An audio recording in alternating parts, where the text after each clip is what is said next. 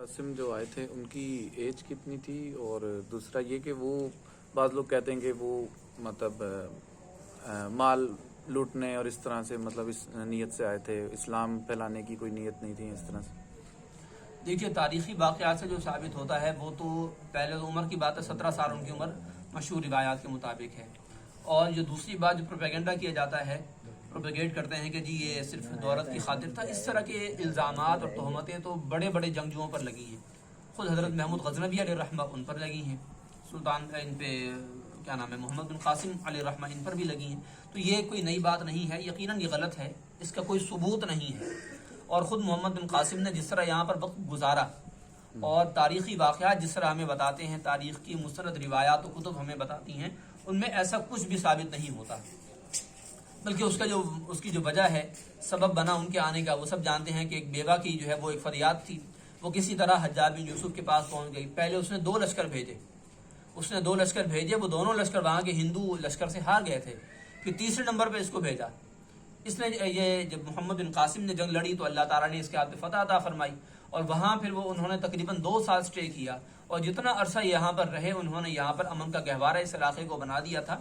اور مسلمان بھی کئی لوگ ہوئے ان کے طرز عمل کو دیکھ کر، ان کی زندگی کو دیکھ کر، ان کے رویوں کو دیکھ کر مسلمان بھی ہوئے۔ پھر مسجدیں بھی یہاں پر کچھ بنی، مندر تھے ان کو مسمار نہیں کیا گیا، ان کو ڈسٹرائے نہیں کیا، وہیں پر وہ اپنے جگہ سلامت رہے، قائم رہے۔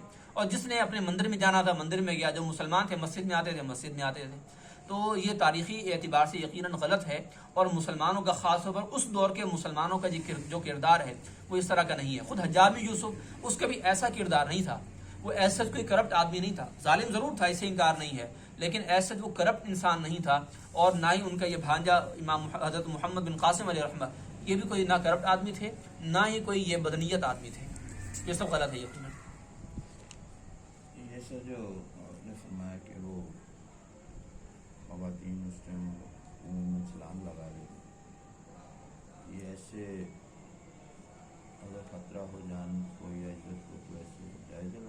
جی بالکل، جانے سے ضائع کرنا۔ جی بالکل، جس خاتون کو اپنی عزت کا خطرہ ہو اور اس کو لگے کہ کوئی بچانے والا نہیں، بچنے کا کوئی امکان نہیں ہے، تو اپنی عزت بچانے کی خاطر اگر وہ جان دے دے، خودکشی کر لے، کنویں میں چھلانگ لگا دے، جیسے قیام پاکستان کے وقت ہوا، تو یہ جائز ہے، شرعاً یہ جائز ہے کہ اپنی عزت بچانا بھی فرض ہے۔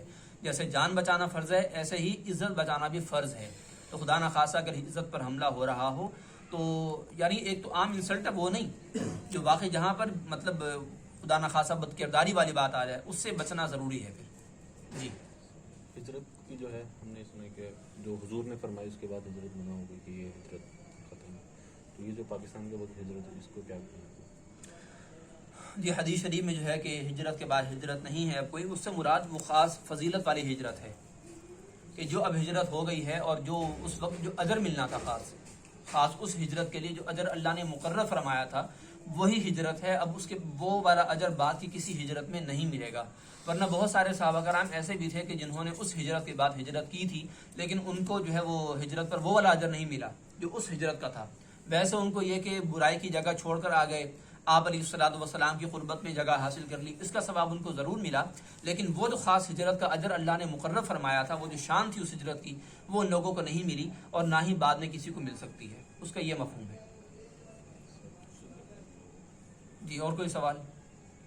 اچھا، ابھی آپ نے بتایا کہ وطن سے جو محبت ہے وہ ایمانی جزو ہے، تو جیسے کہ ہندوستان ہے، انڈیا، جی اب وہاں کے جو مسلمان لوگ ہیں اب ان پہ جو جیسے کافروں کی حکومت ہے، تو کیا وہ بھی کہہ سکتے ہیں ویل آف انڈیا، یا کوئی جیسے ہم یو ایس جائیں یا کہیں جائیں تو وہاں کی حکومت کو بولیں کہ جو شخص جہاں کا شہری ہے وہ اپنے ملک کے لیے ایسا کہہ سکتا ہے۔ ملک الگ چیز ہے، ریاست الگ چیز ہے، اور اس کے حکمران الگ ہیں۔ ہاں دیکھیں، حکمران کا اور ملک کا آپس میں کیا تعلق؟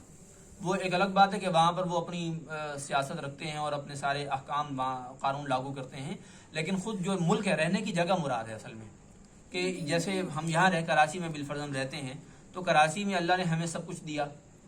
کتنے لوگ ایسے ہیں کہ وہ اپنے گاؤں میں رہتے تھے، وہاں ان کو جو ہے رزق میں کشادگی نہیں ملی، وہاں پر امن نہیں ملا، وہاں پر وہ لوگوں سے تنگ تھے، اپنے معاشرے سے تنگ تھے، وہ یہاں ہجرت کر کے آ گئے، ان کو یہاں پر اللہ نے ساری نعمتیں عطا فرما دی، تو وہ شہر سے محبت کرتے ہیں، شہر کی حکومت سے نہیں۔ تو اسی طرح جیسے کوئی ہندوستان میں ہے، وہ ویل آف انڈیا کہہ دے تو شرعاً حرج نہیں، کیونکہ وہ جگہ کی بات کر رہا ہے۔ اور یہ غلط کیسے ہو سکتا ہے کہ اسی سرزمین میں اللہ کے کتنے کتنے بڑے اولیاء اللہ مدفون ہیں. سلطان الہند خواجہ معین الدین اجمیری رحمۃ اللہ علیہ، بابا نظام الدین اولیاء رحمۃ اللہ علیہ، خواجہ قطب الدین بختیار کاکی علیہ رحمہ، خواجہ علاء الدین صابری کلی علیہ رحمۃ اللہ علیہ، اور اس کے علاوہ حاجی علی صاحب رحمۃ اللہ، کتنے بڑے بڑے اللہ کے ولی، نہ جانے نام ان کے اگر لینا شروع کرے تو کتنا وقت لگ جائے. تو ایسے اللہ کی جب بزرگ ہستیاں وہاں پر رہتی ہوں، وہاں پر موجود ہوں، تو یقیناً وہ جگہ غلط نہیں ہو سکتی، نہ ہی اس سے محبت کا اعلان کرنا غلط ہو سکتا ہے. میں نے اسپیسیفکلی انڈیا کے نہیں، میں نے اوور آل بات کر رہا ہوں، کوئی بھی ہو، خاص انڈیا ہی نہیں، کوئی بھی جگہ ہو، امریکہ ہو، یورپ کا کوئی ملک ہو، جہاں پر بندہ رہتا ہے وہ خاص اس جگہ کی بات کرتا ہے، حکومت کی بات نہیں کرتا. حکومت میں اور جگہ میں، لینڈ میں فرق ہوتا ہے. جی تو اسی کے سر اور اس کی فرمانے کہ اس کی تحفظ کے لیے، حفاظت کے لیے سامنے دوسرے ملک سے، جیسے مثلا انڈیا فوج میں مسلمان جو ہیں وہ پاکستان فوج سے لڑیں، تو یہ بھی ان کو جائز ہے اپنے؟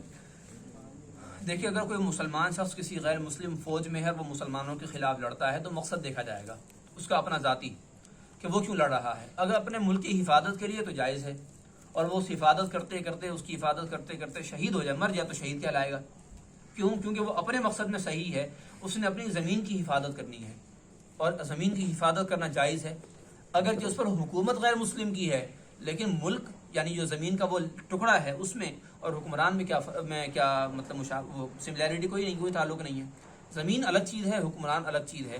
وہ اپنی زمین کی حفاظت کر رہا ہے اور وہ جائز ہے اس کے لیے. تو سامنے بے شک دوسرے بھی مسلمان ہی، تو اگر مسلمان فوج کسی غیر مسلم فوج میں موجود مسلمان فوجی کو مارے تو کیا مسلمان کا مسلمان کو مارنا جائز بنتا ہے؟ یقیناً نہیں ہے. اس طرف سے مسلمان اپنی حفاظت کر رہے ہیں اپنے ملک کی، وہ ادھر غیر مسلم فوج میں مسلمان اپنے ملک کی حفاظت کر رہا ہے. زمین کے اس ٹکڑے کی حفاظت کرنا جائز ہے کہ جہاں وہ رہتا ہے،